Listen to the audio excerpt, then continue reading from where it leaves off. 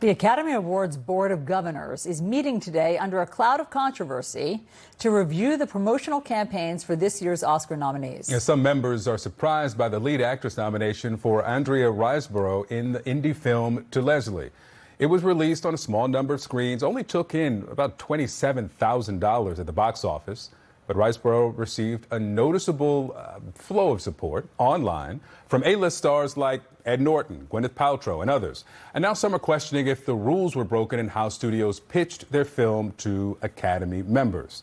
Clayton Davis is the senior awards editor for Variety magazine. Clayton, good to have you. I read your piece, these anonymous thoughts from members of the Academy, and we'll put one up here. I'm not going to read the whole thing, but someone said, do you know how many movies and studios break the rules? And I'm talking about blatantly emailing members in a chain and saying, okay, team, it's voting day. You know what to do. I mean, so is this really so far outside the norm? Hi. Well, first, thank you for having me. And secondly, you're correct. I mean, based on everyone that I've spoken to and what I've seen throughout the years in this industry, there are people who bend the rules because the Academy's rules, specifically number 10, which talks about lobbying, is very vague. So it seems as what Andrea Riseborough's camp did was a lot of what I see year in and year out, but perhaps flew a little too close to the sun. But it's also possible that maybe they were just super clever about it. I mean, if you have friends like Kate Winslet and Jennifer Aniston and Gwyneth Paltrow, and you say, hey, could you, put something on social media about whether you loved my movie, or maybe not even that blatant, just here's the movie, and they did it on their own.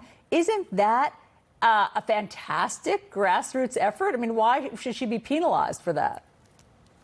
Yeah, and we see that year in and year out. There's a lot of candidates and contenders that have other actors endorse their performance, but that's not so much what's at fault here. It was such a concentrated effort to get her nominated. We had 208. You only need 218 votes, number one votes, to become an Oscar nominee, because only the actors are voting on that specific category. So I believe that is the problem, is that they were very specific in telling people how to vote, and that's what has been alleged.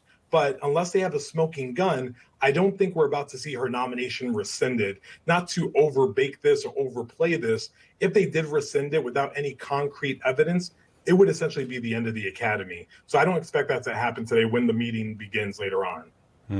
$27,000 really is just, a few hundred people, a few thousand people who saw this film, or at least paid for it in a theater. I wanted Viola Davis to be nominated for The Woman King.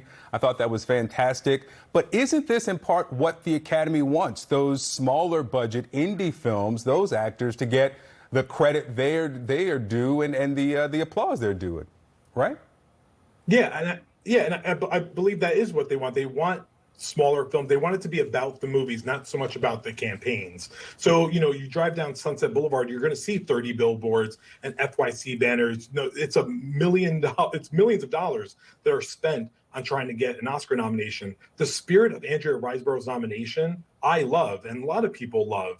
And I think it became more pronounced when you didn't see Viola Davis nominated for The Woman King or Danielle Deadwyler for Till, because Andrea Riseborough's camp was able to assemble so many people to help her, to give her that endorsement. We don't see that for women of color in this industry. So I think that's why it became more pronounced. But like I said, what I think is going to end up happening, the Academy will revise and amend some rules, get very specific on what lobbying is, and then we might see a couple of suspensions for Academy members who called out other competitors in their social media campaigns, because that is not allowed.